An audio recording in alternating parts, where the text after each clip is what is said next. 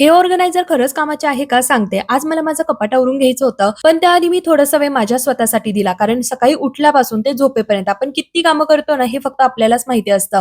पण ते काही दुसऱ्यांना दिसतच नाही. त्यांना आपल्या चुका शोधण्यामध्ये आणि आपल्याला टोमणे मारण्यामध्येच मज्जा येते. म्हणूनच सगळ्यांकडे दुर्लक्ष करायचं, थोडासा वेळ स्वतःसाठी काढायचा. घरातली कामं जेवढी महत्त्वाची आहे ना, तेवढी आपली स्वतःची काळजी घेणं, स्वतःसाठी वेळ देणं तितकंच महत्त्वाचं आहे. काल संध्याकाळीच मी हे आवरायला घेतलेलं होतं, पण अचानक पाहुणे आले आणि मग काही सगळे कपडे पुन्हा कपाटामध्ये कोंबून दिले. पहिलं तर सकाळी-सकाळी जी काही महत्त्वाची कामं होती ना, ती सगळी आवरून घेतली आणि नंतर आता वेळ होता म्हटलं चला आता आपण हे कपाट आवरून घेऊया. कारण एखादं काम जर मागे पडलं ना, ते तसंच पडून राहतं. जे काही कपडे होते सगळे बाहेर काढले, स्प्रे केलं, व्यवस्थित त्याला पुसून घेतलं. ऑर्गनायझर व्यवस्थित झटकून घेतले. आता हे सगळे प्रेसवाले कपडे आहेत आहूंचे, तर मी ते तसेच ठेवणार आहे. पण ज्या कपड्यांच्या घड्या मोडलेल्या आहेत ना, त्या व्यवस्थित घड्या करून आणि या ऑर्गनायझरमध्ये ठेवून देणार आहे. आता काम आवरताना आहे ना, घाम लगेच येऊन जातो. मला तरी स्पेशल येतो. त्यामुळे पहिलं तर केस वरती बांधले आणि म्हणजे आता कसं काम करायला मोकळं. सगळे कपडे व्यवस्थित झटकून घड्या घालून ठेवून दिले. आता हे ऑर्गनायझर खरंच युजफुल आहे का? तर खरंच खूप, खूप, खूप कामाचे आहे.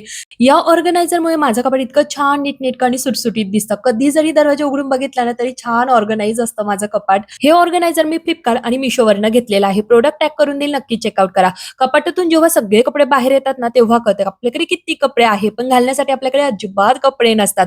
कपाट मी कसं आवरून घेतलं हे मात्र तुम्हाला पुढच्या व्हिडिओमध्ये बघायला भेटेल. कपाट तर मी मधून छान आवरलं म्हणून म्हटलं चला बाहेरनं पण त्याला स्प्रे करून व्यवस्थित पुसून घेऊया. आजसाठी इतकं. बाय.